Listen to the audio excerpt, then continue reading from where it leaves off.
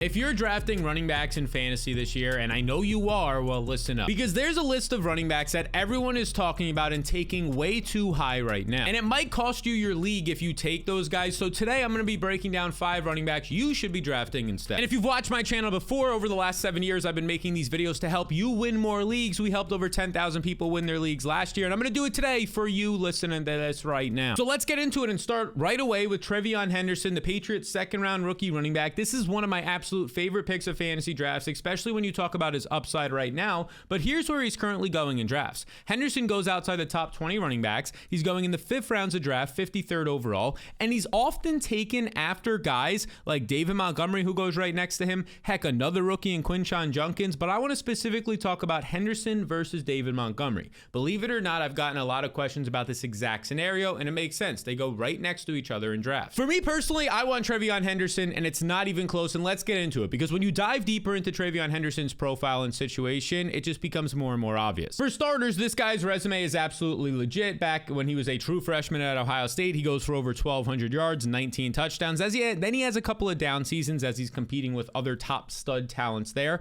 But even last year in 2024, competing with another second-round pick in Quinshon Judkins, he put up over 1,000 yards. He had 11 touchdowns. He actually improved as a receiver in his final year with 27 receptions and posted a career-high 7.5% target share, just showing that he can actually catch passes, which if you know his profile, this is obvious. I mean, this dude put up over 1,500 total yards as a true freshman, and over his last 667 carries, he has 0 college fumbles. And last year alone, by the way, his 1,000 yards are nice, but he didn't do it on a lot of carries. He averaged over 7 yards per carry. I actually found this tweet during the draft process. I really like this, by Austin Abbott over on Twitter. TreVeyon Henderson is the only running back in the 2025 class to hit these marks: have 1,000 plus rushing yards, 200 plus receiving yards, and an insane 7 yards per carry. He's the only guy who is going to do it. And yes, David Montgomery is nowhere near the same profile, right? We're going to get into David Montgomery, more of a guy who relies on touchdowns, not these flashy plays like a Henderson. For what it's worth, TreVeyon Henderson is also athletic. He ran a 4.43 40 time. His burst score, which is what he's known for, his burst, his explosiveness, these big plays, 91st percentile. That just means top 10% out of any running back to attend the combine. And these are all the reasons why the Patriots took him with the 38th overall pick in the draft, the top of the second round. Multiple teams were inquiring with the Patriots to trade up for specifically TreVeyon Henderson, and they said, nah, we'll just take this dude instead. And now TreVeyon Henderson lands on this depth chart. Now, I'm not going to just sit here and absolutely bury Rhamondre Stevenson and Antonio Gibson, guys who have had very good seasons, especially for fantasy in the NFL, both guys who have the ability to catch passes, but both of these guys do have some flaws to their profile. I mean, whether it's efficiency with both of them last year, fumbling issues with both of them, especially Rhamondre Stevenson in the past, and just the fact that they're older than a TreVeyon Henderson at this point. Not only are they older, Rhamondre Stevenson did receive that contract a few years back, but there's new organization or just new coaching staff and a regime in with a coach and an offensive coordinator here, and they just spent second-round draft capital. So TreVeyon Henderson has serious and more significant draft capital from this actual regime, which does matter. And that regime has to do with Mike Vrabel, who's been a coach who is defensive first. He loves to run the ball as well, and he's going to be paired up with Josh McDaniels, which kind of fits that mold to an extent. Like, if you just think about some of the running backs that Mike Vrabel has dealt with in the past, I mean, you could obviously, the big thing that points out is just how they were structured with Derrick Henry and running the ball with a bigger back and having all these rush attempts and rushing yards. A lot of that has to do with the player that they were building around in the offense and the quarterbacks that they had with Derrick Henry. We've already seen so far these OTAs and practices and mini camps that they're building around Drake May, the ability to protect him and get the ball out quick. And I think a guy who's going to help that is TreVeyon Henderson, a guy who can pass protect and be a check down option. The Patriots offseason moves have been very good as well. Like, if you're looking about competition coming in at the running back position, this is a part of the fantasy blueprint. You can check it out at jointheblueprint.com. The team changes tracker for all of the teams on offense, their additions, subtractions in the NFL draft. Nothing in terms of free agency adds the wide receiver position, sure, but not the running back. They don't lose any running backs as they still have Antonio Gibson and Stevenson, as we just mentioned. But at the NFL draft, they had a first-round top 5 overall pick in Will Campbell, obviously TreVeyon Henderson in the second round then. That is an awesome combination right there. They add a guard or a center as well in Jared Wilson in the third round. So you're getting a little bit of a rebuilt offensive line. Morgan Moses was also added in free agency, a tackle who comes back to the same division after being a part of the Jets for a few different seasons.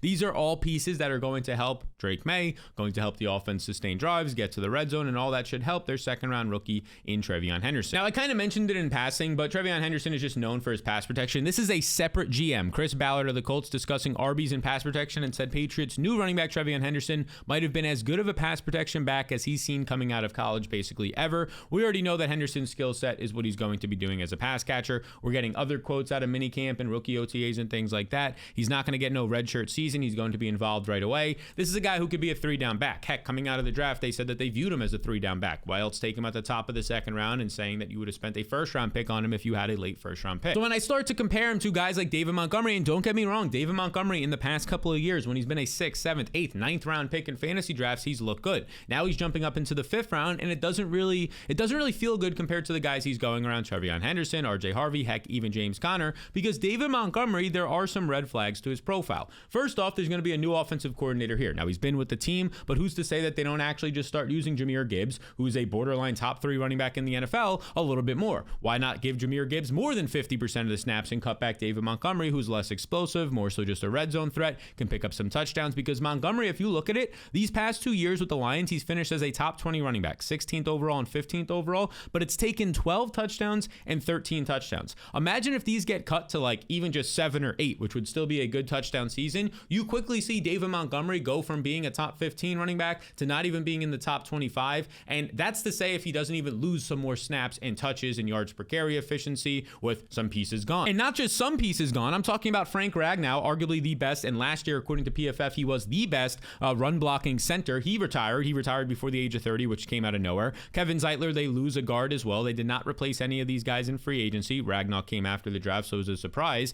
The only pieces that they added were a second-round guard and Tate Ratledge, and then some later-round guards as well. So the offensive line, by all accounts, without Ben Johnson, now an offensive line that looks like it's going to be worse, that's going to hurt more so kind of your pound at running back in David Montgomery. And if he happens to just, instead of scoring 13 touchdowns, scores 6 or 7, I really don't see a way that he can pay off for you. So yeah, the more that I look at it, David Montgomery is riskier than people think. Like, yeah, sure, if he was still a 7th to 9th round pick like he was the last 2 years, that's a different story, but he's not. He's going in the 5th round amongst some other highly talented tight ends, wide receivers, and then running backs like TreVeyon Henderson that we're talking about right here. So when I look at this, I'll just take the guy who I think, at least if not right away, by like week 4 or 5 is going to be the clear RB1 for an ascending Patriots offense. I'll take that in TreVeyon Henderson over David Montgomery, who will never be the RB1 in his offense, in an offense that is changing and looks like it's getting worse along the offensive line. And there's always a chance that Jahmyr Gibbs just comes out and earns 10% more of the snaps this year, and it absolutely buries Montgomery. Now, this next one is going to make some people angry. I already know it, but let's just dive into this one because I want to look in the similar part of the draft at RJ Harvey, who goes as the running back 22, the 64th overall player right now in drafts. He kind of flip-flops almost by the minute with TreVeyon Henderson on where he goes. Right now, I'm taking RJ Harvey ahead of Alvin Kamara. That doesn't mean I'm reaching for RJ Harvey, but I would rather have RJ Harvey this year than Kamara, who currently goes about a round or two earlier than RJ Harvey in these fantasy drafts. Now, again, this is going to be crazy, but just hear me out first. RJ Harvey is probably one of the most single explosive underrated backs coming into the draft that we've seen in a couple of years. I mean, when we just look at the production that he put up at UCF, sure, a smaller school, these past 2 years alone, he was averaging 1,500 rushing yards. When you look at this, the dude was averaging over 20 total touchdowns per season. You factor in his receiving yards, and you're talking about a guy who last year alone put up nearly 1,900 total yards, nearly a 10% target share. This is a proven, battle-tested guy. Over the last 2 years, he's had 3,000 total rushing yards. He's had 6.5 yards per carry, 38 rushing touchdowns. He knows how to produce. And over this stretch, he's known for one thing, his explosiveness. I said he's quietly one of the most explosive running backs coming out because over the last 2 years, this is according to Dan Brugler on Twitter, this is where RJ Harvey ranks in terms of 10-plus yard runs. Those are your explosive runs. Number 1 in college football with 5 more than Ashton Jeanty. 20-plus yard runs, he was tied for the lead with Ashton Jeanty. And rushing touchdowns, only Ashton Jeanty had more with 4. So what do you want out of a fantasy running back? You want the guy to score touchdowns? Well, we've seen RJ Harvey do that. Create explosive plays. Think about Saquon Barkley's explosive play rate last year and Bucky Irving as well. Well, we know that RJ Harvey can do that. And you also want him to catch passes. And we also know that RJ Harvey can do that, albeit a smaller sample at UCF, a little bit with how they ran that team. But I think you're going to see a lot of passes out there for this year, RJ Harvey in Denver. I mean, we just saw Javonte Williams ranked top 5 in running back receptions last year, and he's nowhere near as dynamic. And oh yeah, by the way, he now lands on the Broncos, as you can see their depth chart right here. He was also the only running back last year in college football to have over 1,500 200 rushing yards on less than 250 carries. He was averaging over 7 yards per carry. He was an absolute beast. He's a home run hitter, and now this is where he lands. He lands on a team that originally, when they drafted him, only had Audric Estime and Jaleel McLaughlin. Nobody threatening by any means. Javonte Williams is gone, which leaves about 200 or so touches up for grabs, but the team did indeed add J.K. Dobbins. So they added a veteran presence here. It was like J.K. Dobbins and Nick Chubb as like the only veterans who could really shake up a depth chart. And let's be honest, like J.K. Dobbins to start last year, coming off of an Achilles injury, looked really good for the Chargers. He looked like a bang for their buck, and he actually looked good throughout the season, got hurt towards the end of the year. So why wouldn't the Chargers just re-sign him? Well, the obvious answer is they signed Najee Harris over him. Okay, that's a little bit interesting. And then they signed Amarian Hampton. But why choose Najee over Dobbins? Because Dobbins is a little bit older with a lot more injuries on his just body. I mean, if we really wanted to break it down, this dude has only played, if you scroll right here, in his NFL career, I mean, we can just scroll down. Last year, 13 games was a bit of an outlier. Before that, he only played 1 game. Before that, he only played 8. He's only played in 37 out of a possible 85 career NFL games. So not even half of his NFL games. He's way more explosive. Last year, we saw that one J.K. Dobbins ranked outside the top 40 running backs in explosive play rate and missed tackles force. This was a guy who early in the season, you look at weeks 1 through 3 or 4, and he was looking really good. But as the weeks went on, those injuries seemed to really play a factor. And that gets highlighted even more by Neil Orfeld. You should be checking him out on Twitter right here. J.K. Dobbins in 2024, from weeks 1 to week 2, he had the second highest explosive run rate. And this is common for people coming off of Achilles injuries. They look good at the beginning of the year, and then it starts to fall off. Because from week 3 on, after you take out those first couple of games against a bad Raiders defense early on in the year, he ranked 43rd in explosive run rate. That's not good at all. Now, here's the thing. We're going to get RJ Harvey coming into this offense, an offense led by Sean Payton, that basically whenever they spend, and Sean Payton spends significant draft capital on a running back, he feeds that guy, and that running back on average finishes as a top 12 back in fantasy. We've showed this chart before, but here's an example by Ian Hartitz, dating all the way back to 2006 with Reggie Bush. Reggie Bush finished in 3 straight years as a number 10 running back, number 5. Let's scroll down. Pierre Thomas, RB17. Reggie Bush, RB33 in the year where he kind of fell off, but then after that, you're just looking at top 20 finishes, from Darren Sproles to Pierre Thomas to Mark Ingram. Mark Ingram is top 10 every single year. Then we obviously know what happened to Alvin Kamara. He had an average finish of a top 5 running back. So this is a team that when they draft the running back, put any capital in them, even have just a proven veteran like a Pierre Thomas, he's also going to go out there and finish as like a top 15 back. A Darren Sproles, a top 10 back. And I think RJ Harvey, with this high draft capital, is going to finish pretty highly as well. If you're into coach speak and you're somebody who values that, we also have Sean Payton coming out and basically saying like it was unrealistic to think Ashton Jeanty would fall to us. So where are we going to fall in love next with somebody? And he said he spent 2 hours watching RJ Harvey, and he already was like, let's be quiet about it. This is going to be our guy. They ended up spending a 2nd round pick on RJ Harvey when most people had him at best as like a late 3rd round pick, probably a 4th round pick. Sean Payton went out there and got his guy. And the interesting thing is I'm comparing him to Alvin Kamara, who's Sean Payton's old guy. And Alvin Kamara, and I don't say old in any disrespectful way, just former, although Kamara is about to turn 30 years old, as you can see right here. Alvin Kamara is a guy who just seems inevitable, right? In a totally different way than Derrick Henry seems inevitable. Henry just going to go out there and pick up 1,500 plus yards and all of his touchdowns.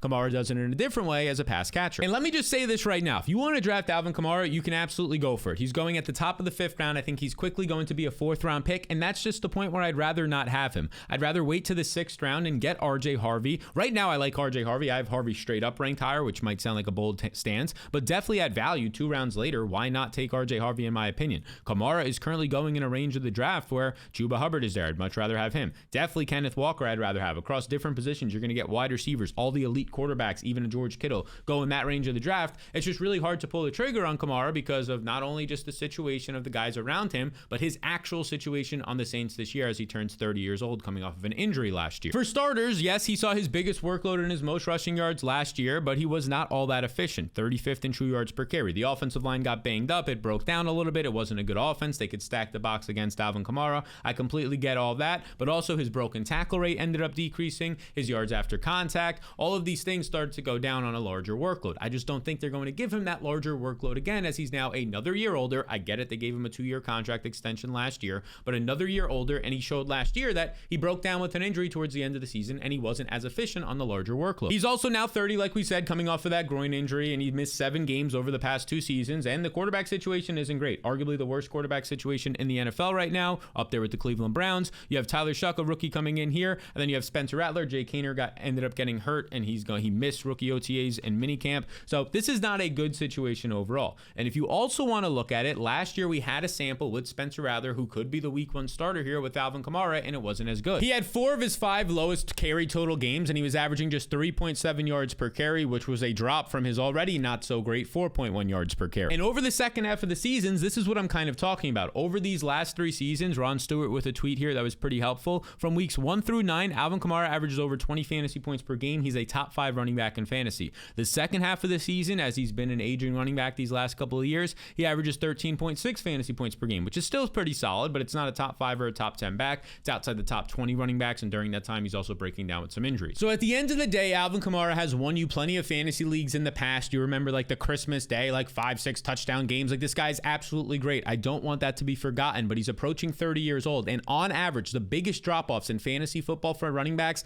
come at the age 30. That's number 1, age 30, and then age 32, and he's approaching age 30 right now in a terrible situation around him. So when I have to choose at this range of the draft, I mean, I just choose to wait a little bit longer or target a different position or take a Chuba Hubbard, but at this range between RJ Harvey and Alvin Kamara, yes, I have RJ Harvey right now in the fantasy blueprint actually ranked higher, which is probably one of my bolder stances. And if you want to see exactly where I have RJ Harvey ranked, I'm actually giving you my free top 50 rankings overall right now. You can check it up there, link down below, or you could head to fantasyrankingsfree.com. That's fantasyrankingsfree.com. Those top 50 rankings totally free. They'll help you with the first 4 to 5 rounds of your draft, show the exact best and worst picks in each round. It'll take you to this page right here. You just enter your email, and that prompts it to just send you the top 50 overall rankings to help you with the first 4 to 5 rounds of your drafts. But if you're somebody who's really serious about fantasy and wants to take it a step further, and you want my top 250 rankings, all my other drafting tools, all my in-season week-to-week tools as well, the Fantasy Blueprint, I built it for that, to help you smack around and beat your friends. It's available right now, link down below. It's what I use in every single one of my leagues, and what over 10,000 people used in their leagues last year to win more.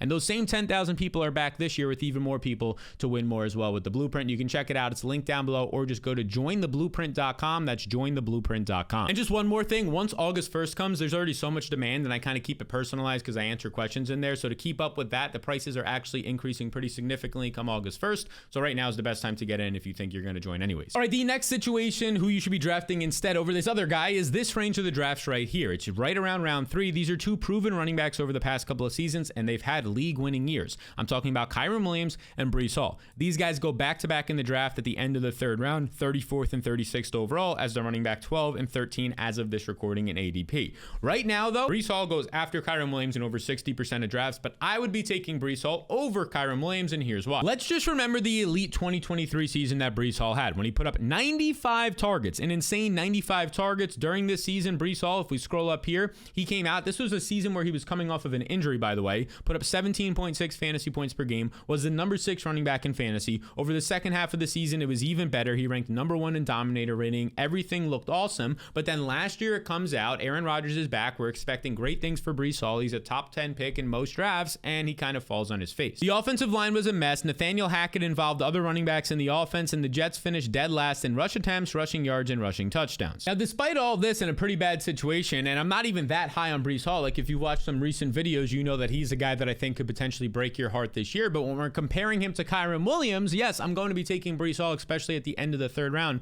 over a Kyren Williams, but like, check this out. Despite a pretty terrible situation last year, Breece Hall still averaged 15.1 yards fantasy points per game. Now, he was a top 20 running back in points per game, not a top 10 or a top 5 that you actually wanted. And heading into 2025, though, things don't look great, I'll be honest with you, but they look dramatically better than Kyren Williams' situation, in my opinion. Okay, for starters here, the Jets once again are trying to fix their offensive line like they do every single year. They take Arben Medembu in the 1st round, a top 10 overall pick. He's going to be their tackle. It looks like that can help a lot. They get Josh Myers at the center position. We're hoping that they get back healthier a little bit as well. They add Justin Fields, who's a mobile rushing quarterback that surprisingly actually does, according to Debo, as you can see right here on Twitter, Derek Brown, Debro FFB, you can see that Justin Fields over the last 4 years as a starter, his checkdown rate, 2nd highest, 5th highest, 31st, and then 11th highest. Now, I wouldn't buy into this all that much because I think those are specific to the offenses that he's in, and now he's in a totally different offense with totally different personnel, and I don't know that we can just copy and paste like a top 10 checkdown rate for Justin Fields, and he's also improved as a passer during that time. At least we saw that last year with Pittsburgh. Like early in his career, career when he had the second and fifth highest check down rates, sure, but last year we saw him actually target the downfield out parts of the field a little bit better, and he checked the ball down a little bit less. But anyways, I think the offense overall is really just moving around Breece Hall, which is a reason why I think he's a little bit scary. But compared to Kyren Williams, because this is a decision that people are asking me about all the time,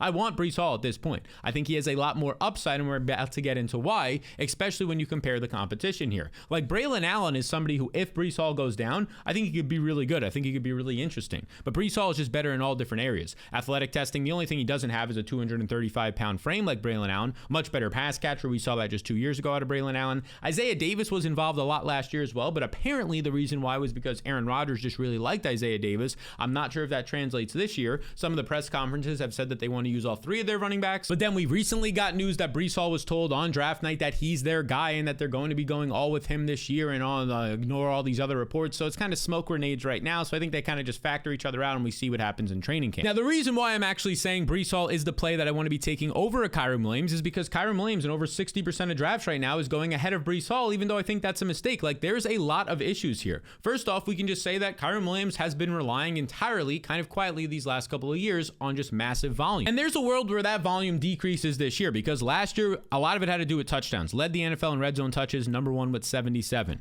But he only had 40 targets, which ranked 31st. You think of Kyren Williams, you think of his rookie year when he actually took the job away from Cam Akers. He was catching a lot of screens, a lot of check down passes, a couple of long touchdowns as a pass catcher. You think he's a great pass catcher. He was not good at all last year as a pass catcher. Like, let's just look at the data. His route participation, he ran a route on just 26% of the plays, 37th amongst running backs. There's a reason they didn't have him out on the field, and it's because he was not producing. If we pull up his yards per route run and yards per reception, 25th in yards per route run amongst running backs, just 1.28. That's not good. That's well below average. There's a reason why they didn't have him on the field. And also, he only had a 1.9% explosive play rate, which was 35th in the NFL, and he fumbled 5 times last year, the third most in the league. And now for the second straight year, the Rams went out there and they drafted a running back in the middle parts of the draft in Jarquez Hunter. And Blake Corum, by the way, last year dealt with some injuries, but on his touches, a limited sample, he actually looked good. So I wouldn't be shocked if both of these guys factor in this year, especially because Jarquez Hunter, if we're talking about a guy who is the opposite of Kyren Williams, a guy who, if we're talking about the inside and outside tackle running right here, inside the tackle runs, Kyren Williams coming out of college and in the NFL hasn't been good. This is just based on their college production, according to Football Insights.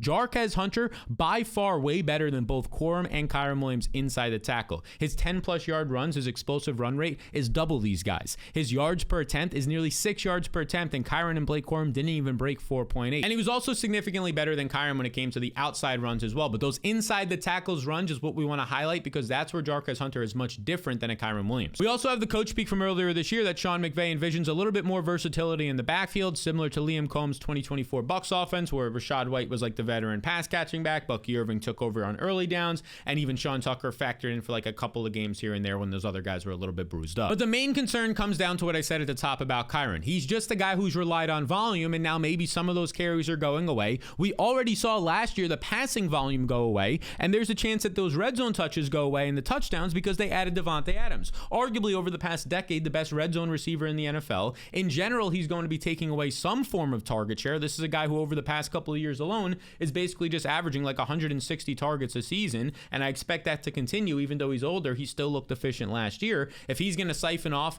5% of Kyren Williams' red or target share, or even 3%, that's significant, especially in the red zone. So between these two guys, it's not even close for me. I'm taking Breece Hall every single time, and if Breece Hall is gone and Kyren Williams is still on the board, I'm just passing on the position, assuming like a Chase Brown is gone, assuming I could just wait on a Kenneth Walker or the later rounds of the draft and target a different position instead. Now, those are some guys who are going in the third round, the very important round, those early rounds of your drafts, but I want to talk about some guys going in the first round. Like, you can't mess this one up. And that has to do with these two running backs. I get the question all the time, are you drafting Ashton Jeanty or Christian McCaffrey if those other studs are gone and Bijan and Saquon and Jahmyr Gibbs? And the question for me, or the answer for me right now, is I'm taking Christian McCaffrey. I get it. He was the consensus #1 overall pick last year, and he burned you with all his injuries. I mean, this dude didn't even play. The Achilles tendonitis kept him out towards the end of the season. He came back. He played 4 games, and in the 4th game, he just had a non-contact injury. Luckily, it wasn't an ACL. He sprained his PCL, and they shut him down for the year. But the good news now, as we head into the 2025 season, and this is from April, we got reports all the way back in April that Christian McCaffrey, from new offensive coordinator Clay Kubiak, he looks awesome, and the plan is to get him the ball as much as we can.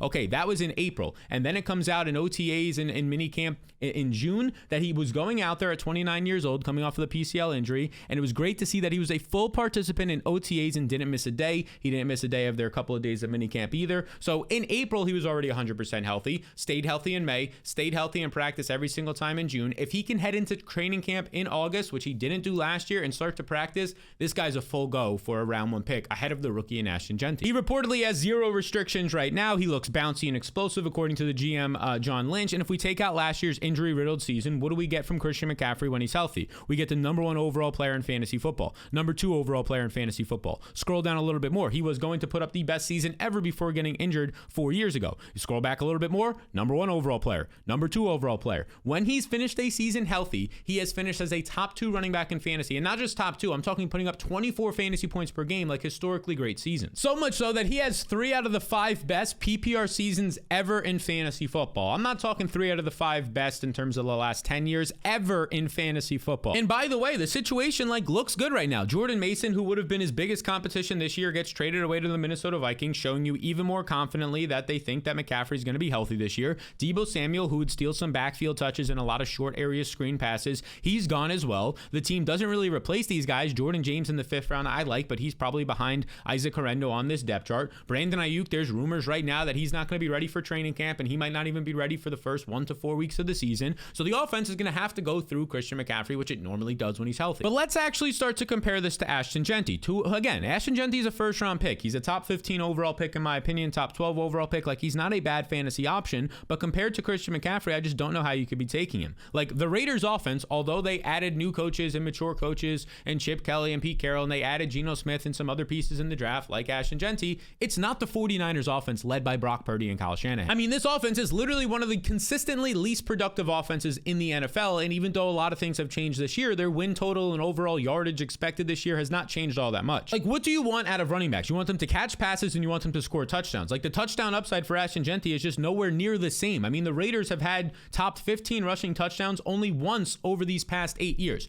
One time in a season, and I get it, there's a bunch of different personnel and all that, but there's a reason for that. The offensive line is shaky once again. Their personnel is shaky overall, in my opinion, and it's improved from last year, but it's still not lights out. Meanwhile, Christian McCaffrey is averaging 16.5 touchdowns during his healthy season. So the Raiders as a team have only top 15 once since 2017. McCaffrey, when healthy, averages 16.5. I mean, that's a no-brainer. He has more touchdown upside, Christian McCaffrey. And in terms of the prop right now for Ashton Jeanty, if we look on DraftKings right here, you can see his prop this year is for rushing yards 1,050, which is a pretty good number overall. You factor in the receiving yards, maybe he puts up 1,200, 1,300 total yards. It's a nice number, but Christian McCaffrey just blows that away. Christian McCaffrey, when you factor in his receiving yards right now, is coming out to about 1,400 total yards, depending on the source. A ton of touchdowns. We're talking 7, 8, 9 touchdowns as well. So the betting markets thinks McCaffrey is going to be the better pick this year. All the past data and the current situation says it as well. So right now, if you're in the 1st round, and let's just say you were in the unfortunate spot of not landing one of the first 6 picks, in my opinion, which are great, or one of the final 2 picks, so you can get that quick turn, and you're kind of in that weird range of 7 through 10, and you have to pick one of these guys, I'm taking Christian McCaffrey all day there. Now, this next situation, I actually want to look at a couple of teammates because I get this question a ton too because they go at a similar point in the draft. The Giants backfield, 2nd-year player Tyron Tracy, the RB33,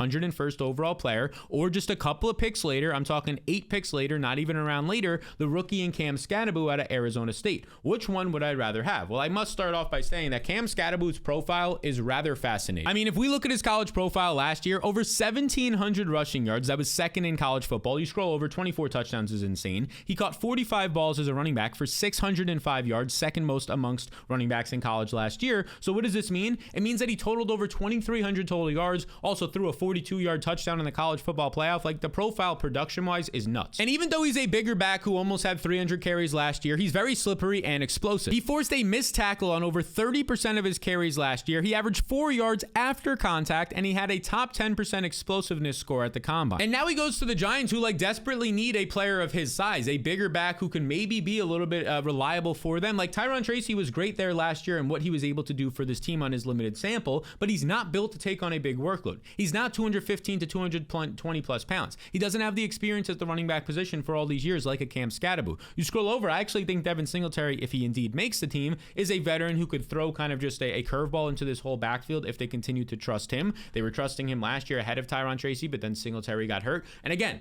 I think Tyron Tracy's a talented player. He can create explosive plays, but he struggled with fumbles, efficiency, and he just doesn't have the size to be a lead back. So when I see Tyron Tracy right now going right here, picks ahead of Cam Skattebo, I think that should be flipped. I don't think Cam Skattebo should go 3 rounds ahead of Tyron Tracy, but if you're asking me to choose one of these guys, and maybe the answer is choose none of them and choose Jordan Mason, but if he's gone, if I'm choosing one of them, I'm taking Cam Skattebo straight up, let alone the discount that we get right now. Because you could tell me that Tyron Tracy was great last year, but then why did the Giants rank 30th, bottom 3 in rushing efficiency, 31st in success rate, their explosive play rate on less than 10% of their carries? That was bottom 5. Part of it could do with the offensive line not being healthy, not having a bunch of talent on it, and also part of it has to do with the running backs in the backfield. Tyron Tracy last year, I mentioned the fumbling issues. He only scored a touchdown on 3% of his touches, which has to do a little bit with the offense as well, but he wasn't all that efficient. 33rd in overall total efficiency in his true yards per carry. If you want to scroll over here to his explosive play rating, he ranked just 31st in explosive play rating. Now, you remember the games where on Sunday Night Football or whatever it was, he was having these explosive plays left and right. He was like the only thing on the Giants offense working the first game that he started after Devin Singletary got hurt, and that kind of gets anchored in your memory, but you don't remember the games that were 1 p.m. on a Sunday when they were playing crappy teams and Tracy was looking bad. Meanwhile, Cam Skattebo, I know he hasn't been in the NFL yet, but he just profiles out at 219 pounds as a running back who could be used in the red zone. His 45 catches last year, he can catch passes. He could be a 3-down back. This would be the guy. If there was one guy in this Giants backfield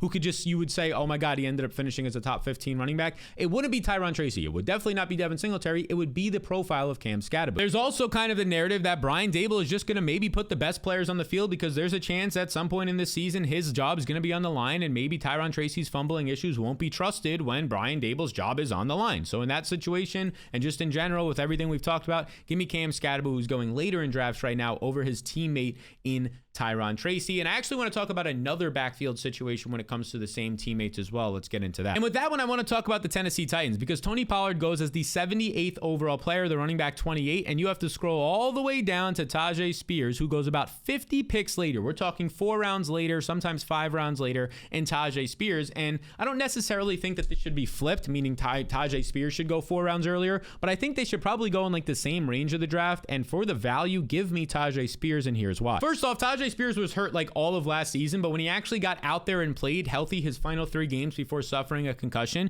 he averaged 20.7 fantasy points per game, which was just insane. He had over 15 touches in all these games, and as you can see right here on RotoViz, between his receiving and rushing yards, he was putting up over a combined 80, about 85 total yards per game during that time. He was catching passes. He had 4 receptions and 5 targets in each of those games. I mean, he was just dynamic during this stretch. Got hurt like week 2, got hurt midseason, got concussed late season. He was hurt all year. That 3-game stretch when he was healthy, he was the clear best back in this backfield. And let's not forget what he did in 2023 as a rookie while competing with Derrick Henry. He split the backfield 50-50, ranked top 10 in yards per touch in the NFL, top 5 in juke rate, that's your broken tackle rate. He looked absolutely fantastic, so much so that he had to force that split backfield literally 50-50, playing ahead of Derrick Henry at times, especially when the team was trailing in 2023. And now the offense looks much better. I won't say it's like elite or anything, and this also helps Tony Pollard, but again, Tracy's going 4 to 5 rounds later. Like, you get Cam Ward, the number 1 overall pick. You get some offensive help with Kevin Zeitler and Dan Moore. Hopefully Zeitler, who's aging, can be helpful for this team. Overall, you get some pieces in wide receiver and tight end in the draft. Like, we're hoping it's going to be better than the Will Levis, Mason Rudolph-led team last year, where this team ranked just 42nd in yards per touch, 4 yards per carry because of Tony Pollard mostly. Actually, those were the stats right of Tony Pollard, specifically Tony Pollard's stats last year. I think spot on. They kind of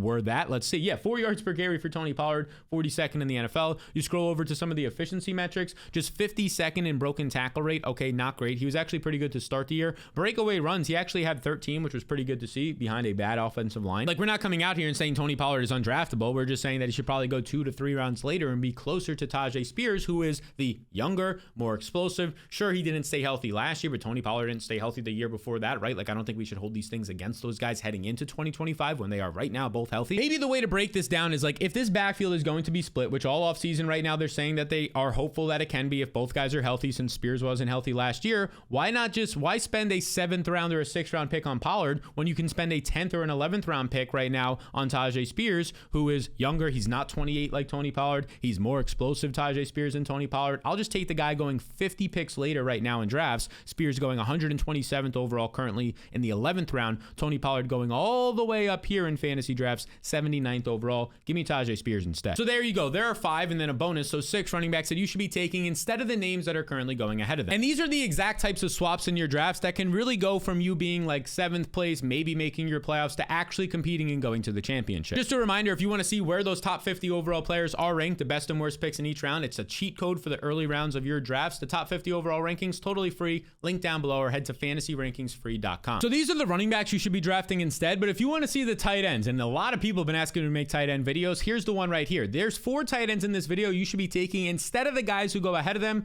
You can check it out right here, and I'll see you all in that video and in the next one.